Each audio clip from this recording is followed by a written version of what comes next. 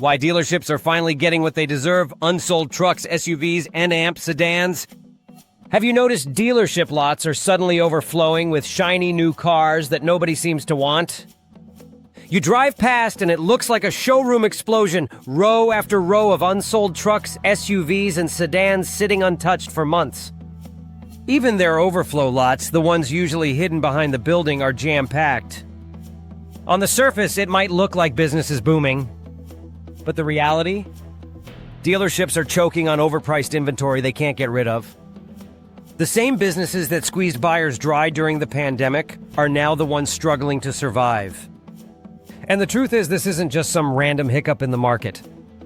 This is years of shady practices finally catching up to them. And what's happening right now could change how Americans buy cars forever.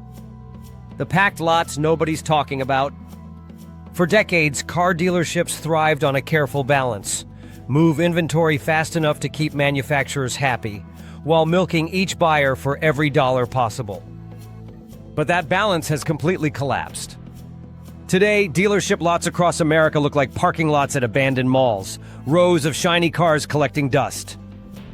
It's not uncommon to see 2023 models still sitting in September of 2024. Some vehicles have been stuck for more than 400 days without a single test drive. Buyers walk in, take one look at the sticker price, and walk right back out. It doesn't matter if the dealer throws in a $1,000 rebate or a manufacturer discount. It's not enough to make a dent when trucks are pushing $90,000 and family SUVs are creeping past $70,000. And that's the shocking part. For years, dealerships made people believe they had no choice. That paying market adjustment fees and mandatory packages was just the way it worked. But today, with information spreading faster online and consumer frustration at an all-time high, the script has flipped. The question is, how did dealerships dig themselves into this hole? Years of greed and market adjustments. To answer that, you have to rewind just a few years to the pandemic. Supply chains slowed down, car factories went quiet, and dealerships claimed they had limited inventory. That shortage was real, but what they did with it, that was pure greed. Suddenly, window stickers weren't the final price. Dealers slapped market adjustments on vehicles, adding $5,000, $10,000, even $20,000 to cars just because they could. If you wanted that new Ford Bronco, Chevy Tahoe, or Toyota Tacoma, you weren't just paying MSRP, you were paying thousands more for the privilege of sitting in one. And if you refused, they had a line of buyers willing to cave. It wasn't just about surviving the shortage, it was about exploiting desperation. On top of that, dealerships started pushing worthless add-ons with more aggression than ever. Nitrogen-filled tires, paint sealants, key fob insurance, VIN etching. These gimmicks cost the dealer pennies, but they charged buyers thousands. The most insulting part? They made it sound like a gift. "We're protecting your investment," they'd say. In reality, they were protecting their bottom line. For consumers, it was a slap in the face. For dealerships, it was the golden age of profit. They squeezed every penny out of desperate buyers. But the resentment was building, and now it's coming back to haunt them. And if you thought it stopped at the sticker price, think again. The finance office trap. The real money for dealerships was never on the sales floor. It was, and still is, inside the finance office.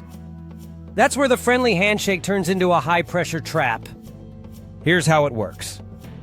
You apply for financing, the bank approves you at 7%. But the dealership doesn't tell you that. Instead, they bump it up to 9% or 10%.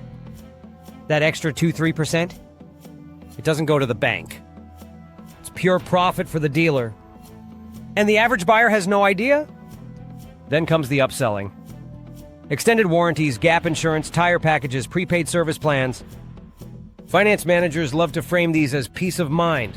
Sometimes they'll even tell you they're giving it to you at cost. But the reality? Many of these products are marked up 2 to 3 times. Take gap insurance, for example. If you buy it from your regular car insurance provider, it might cost $200 for the life of the loan.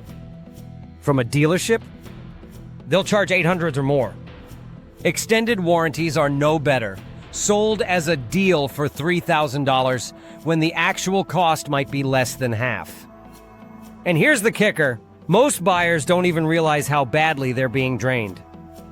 They leave the finance office thinking they got a good deal, maybe even bragging about how nice the finance manager was.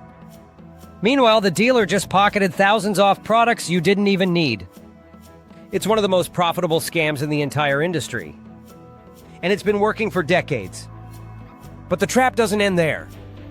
The next weapon in the dealer's playbook is even more dangerous, the long loan. The long loan game. A generation ago, a typical car loan was 3 or 4 years. It was manageable. But then came the 60-month loan, followed by 72 months. And now, 84-month loans are everywhere. That's 7 years. And the whispers in the industry are even worse.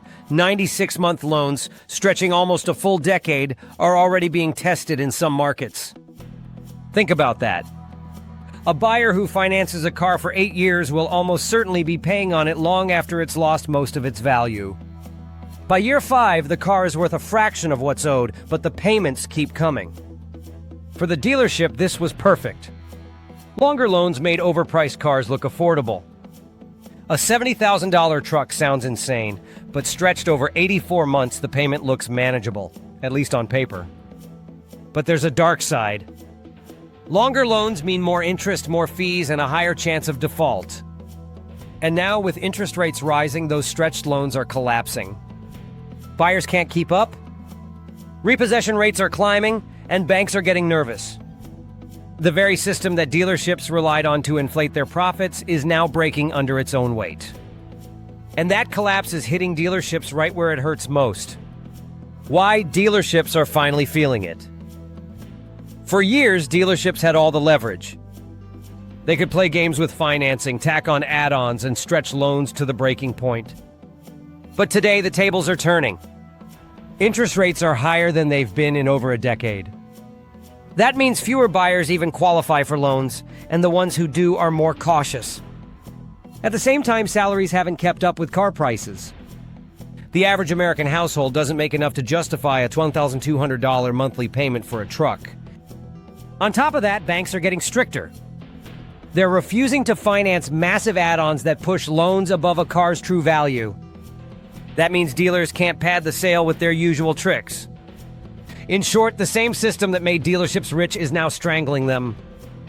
And it's not just the dealerships that are paying the price. The ripple effect back to manufacturers. The slowdown isn't just hurting local dealers, it's rippling all the way back to Detroit and beyond.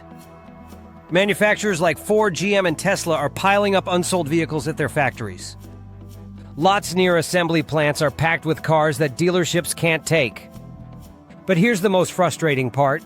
Even though manufacturers have cars ready to sell, buyers can't purchase directly from them in most states. Laws written decades ago protect dealerships by banning direct-to-consumer sales. That means even if Ford wanted to sell you a truck at MSRP legally, they can't. You're forced through the dealership middleman. This outdated law keeps consumers trapped in a system designed to benefit dealerships. And now that same protection is backfiring. Manufacturers can't move inventory, dealerships can't move inventory, and buyers are walking away. But imagine if things were different. The future of car buying. What if consumers had a choice? You could go to a dealership if you enjoy negotiating, or you could order directly from the manufacturer if you prefer a straight deal. Tesla has already proven it can work. No dealer markups, no fake fees, no finance office tricks. You order the car online, the price is the price, and you pick it up or have it delivered. It's simple, transparent, and fair. Traditional automakers have wanted to test this model for years, but dealer lobbyists fight tooth and nail to block it. They know that once people get a taste of buying direct, dealerships become unnecessary middlemen. But here's the thing. As consumer frustration grows, the pressure to change will only get louder. A free market system should allow both to exist. If dealerships truly add value, people will keep going to them. If not, consumers should have the right to bypass them. And while that fight is still playing out, dealerships are already facing a new problem they never expected. Old new stock and the end of the illusion. The term old new stock is becoming more common. These are cars that are technically brand new, but have been sitting on dealer lots so long that they're already outdated.